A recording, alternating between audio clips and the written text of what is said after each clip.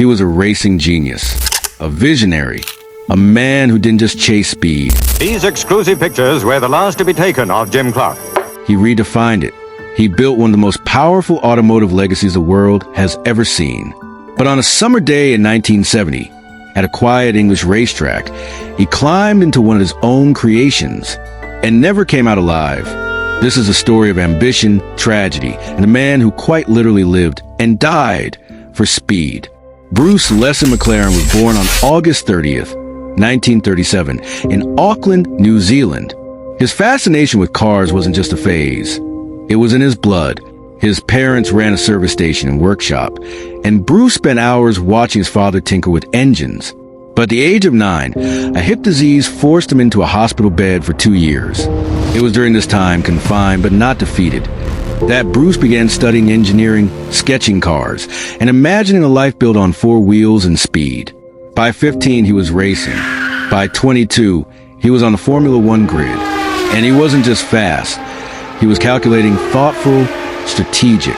In 1959, Bruce won his first F1 Grand Prix at just 22 years old, making him the youngest GP winner at that time.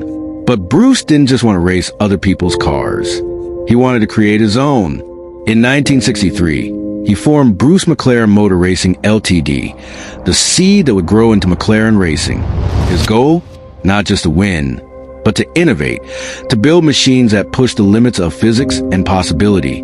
The early McLaren cars were radical, lightweight, aggressive, and their performance spoke volumes. By the mid-60s, McLaren wasn't just a team. It was a force in Formula One, in Can-Am, in endurance racing. And Bruce? He wasn't just the owner. He was the lead driver, the engineer, the test pilot. Every nut and bolt carried his signature. Every corner taken was a line he had chosen. In the world of Can-Am racing, where the rules were minimal and horsepower was king, McLaren dominated. Their secret weapon? Brutal, beautiful machines like the McLaren M8 series. These weren't just race cars. They were monsters. The McLaren M8D, built for the 1970 season, was the most extreme yet.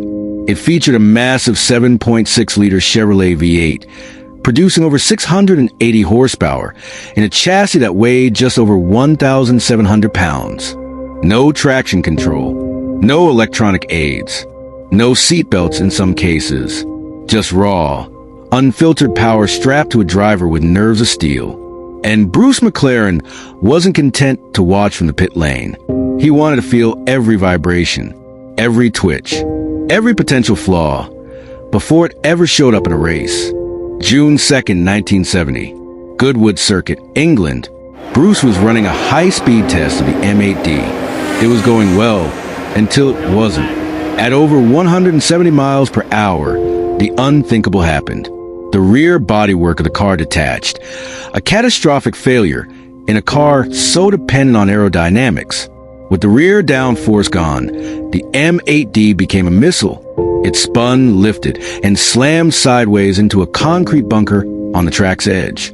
The impact was devastating. There were no roll cages, no survival cells, no second chances. Bruce McLaren died instantly. He was just 32 years old. The motorsport world was stunned. How could a man who built the car, who knew every inch of it, be killed by it? An investigation revealed the truth. The rear bodywork hadn't been secured properly.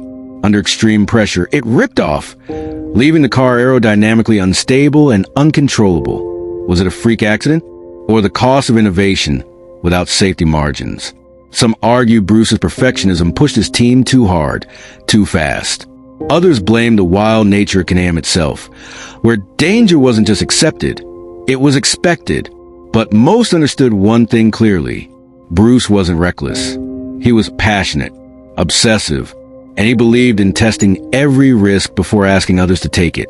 Bruce's death could have ended the team, but instead it fueled them. Just weeks later, the McLaren team returned to Can-Am grid with the same car, the M8D, and they dominated. Winning 9 out of 10 races, McLaren proved that Bruce's vision had not died with him. They carried his legacy not just with speed, but with resilience. Over the next decades, the McLaren name became iconic. From Formula One World Championships with legends like Ayrton Senna and Alain Prost, to hypercars like the McLaren F1 P1 and Senna, machines that balance science with soul, every McLaren car carries a ghost. A reminder of the man who gave everything for the pursuit of perfection. Today, the McLaren Technology Center in Woking, England, stands as a monument to ambition. Its glass walls and sleek architecture reflect more than engineering. They reflect Bruce's dream, precision, elegance, relentless innovation. But behind every polished carbon fiber panel lies a deeper story. A story of a 32-year-old New Zealander who dared to build faster, drive harder, and risk it all. Bruce McLaren didn't just build cars. He built a legacy, one forged in the wind tunnel, tested on the racetrack, and paid for in full with his life. If this story gave you chills, just wait. Next, we're diving into the concept cars so dangerous, so ahead of their time, they never made it to the starting line. Don't forget to like, subscribe, and buckle up. The next ride is even wilder.